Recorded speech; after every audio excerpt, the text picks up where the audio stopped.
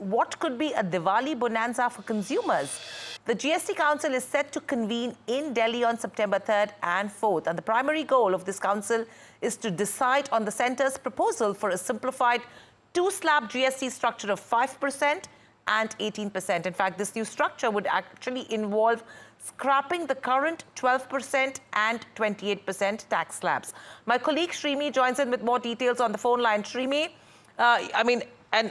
intensive week with regards to where GST goes, the kind of commentary that we've been hearing from the GOM after the two-day meeting, and now we have the dates which are out. Over to you. What are you picking up? Yes, that's right, Hiral. And as you rightly mentioned, this is going to be an action-packed agenda, which is on the GST Council table that could, reshape the country's indirect tax framework. And of course, you mentioned at the heart of the discussion, the centre proposal to move towards a simplified two-rate structure of 5% and 18%. And of course, replacing the existing four-slab system that is 12 and 28 is what they are going to take up and take a call on that. And, essentially to make GST system more efficient, business-friendly and easier to comply with. And in fact, Council is also expected to deliberate on a number of structural changes, including the long-pending correction of inverted duty structure, which have, as you know, led to operational inefficiencies and increased cost for businesses across sector. And of course, another major item which will be considered is the future of compensation cess as the regime nearing to an end. So there are possibility of additional levy over and above the current 40% special rate on Singood, which was proposed, and that will be also taken up. And in addition, the council will also take up proposal to exempt life and health insurance premium from GST, a move that could provide both relief to policyholder and, of course, boost insurance reach. So remember, the group of ministers, as we have been tracking closely, they have accepted the centre's proposed two-rate structure, the whole the revamp of the GST regime. And if approved, this next generation GST reform are expected to lower the consumer prices, boost consumption, and provide a very much needed strong stimulus to the India's economic growth.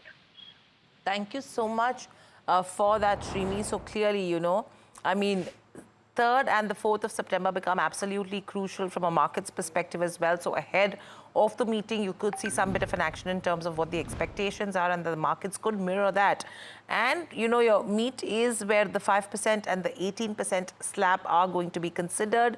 Your 12% and 28% is something that will go away probably, and that's what is going to be taken into consideration. And this is actually the end of compensation cess as well, and that also becomes a benefit to a lot of companies because compensation cess is a component which none of the companies are able to take input tax credit on. So even if there is a certain increase in the tax rate, which could be only in the form of GST and not cess, it will still be there could be some bit of a benefit on the back of which the companies will be able to take input tax credit. So those are the nuances. But right now, that the announcement is expected around Diwali, the meeting is in the first week of September. What's happening with the current purchases when you talk about consumer durables, cars, etc.?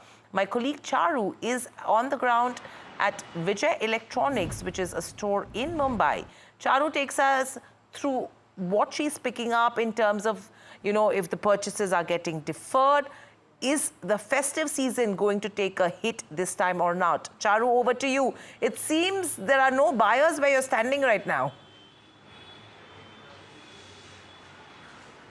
Well, we are currently in a store called Vijay Electronics in Santa Cruz East, and as you can see, it being a weekend as well, we can see that there looks like to be a certain drop. But coming on to what is happening, as we all know that on Independence Day, Prime Minister Narendra Modi started speaking about slab rationalization in GST, and that, as per several experts that we spoke to, is going to impact the cost cuts in consumer durables like electronics, for example, air conditioner or television, as well as in the autos sector. But now to explain the matter in a better way and to basically understand how consumer trends are shaping up, we are going to be speaking to Mr. Hemal Sawal, who has been running this store for the last 42 years. So, sir, over to you.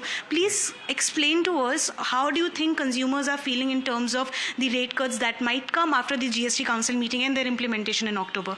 So since it's been in the news in the last 4 or 5 days, the media is also informing the general public that GST is going down on these categories. So in our industry, we are seeing impact on two sectors specifically. One is air conditioners and big screen televisions, where the GST will go down from 28% to 18%. So price is expected to drop by around 8 to 10%. And it's a very good step by the government of India. They are going to boost demand by reducing the prices, because air conditioners at least is one product where the penetration in India is absolutely low, and it's a very necessity product given the pollution and the temperatures in India and a humid climate. AC is something that is a necessity. So we are going to see a very good demand boost happening in this particular sector. Now coming to what is actually happening right now, after the public has been informed or the news has gone out that the GST is coming down, we are seeing a drop of sale temporarily in the television sector at least. This is primarily because television is more of a replacement market, so people will wait for the price to actually come down. However, we would also like to mention that there is already festive schemes in the market which are already very, very good offers, like cashback offers and 1 EMI off offers. So their price difference might actually not be that huge, but it shall be there. As far as air conditioners goes, it's a necessary product. So even people being aware that price is going to come down, they are buying on a regular basis. They are not stopping because it's a necessity. They are not going to spend next 2 months waiting for the AC price drop and the AC to buy the AC. They need it right now for comfort, so they are going to buy it. We don't see much of a difference happening over there, at least in the AC. So can you also tell us a little bit about inventory? Is there going to be an impact on stocking up a lot more or something like that for the shopkeepers, for the showroom owners? Yeah, actually not so much, because we plan our inventory according to the festive season. We'll be buying as and when required according to that.